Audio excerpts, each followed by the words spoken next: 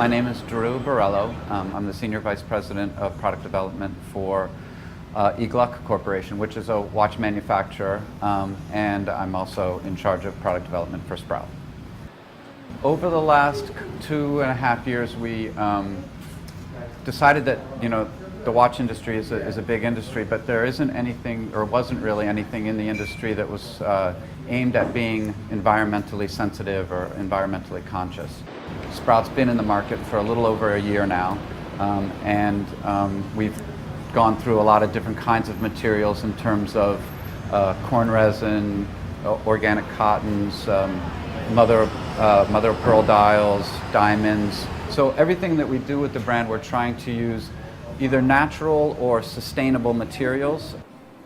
We do a lot in terms of how we pack our goods and not use plastics for the shipping, the amount of cubic that we're very conscious of how much space we use so that we aren't shipping air and wasting fuel and making a huge carbon footprint on the world. So we are trying to make strides towards being more individually conscious and company conscious as well.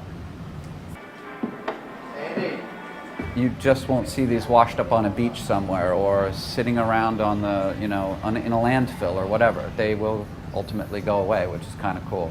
And we've tried to affect every part of the watch possible in terms of lowering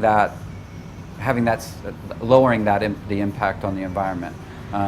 The dials are corn resin, and then we apply a bamboo dial to them, so there's no metal on them. The only things that still we can't affect are the movements, but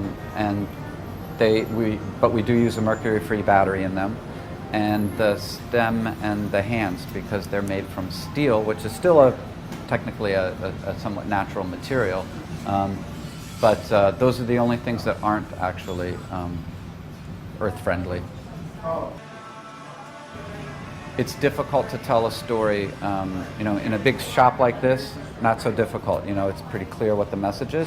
But in a store where you're just a couple of watches on a fixture or whatever, it may not necessarily tell that story very well, but we still sell a lot of watches. So I think the fact that there's color and that there's, different kinds of materials and all that kind of stuff, it's as much of a fashion purchase as it is like a conscientious purchase towards like doing the right thing for the environment. Rather than go after a particular individual, we're associating ourselves with groups like the Surfrider Foundation, there's the Riverkeeper Foundation, and some of them are actually, all of them are very localized. So for example, next month we're doing a beach cleanup with the Surfrider Foundation, and we're trying to make sure that locally we have an impact on the environment and spread that message through our brand and through our website, etc. To let everybody know that it's pretty easy to have an impact.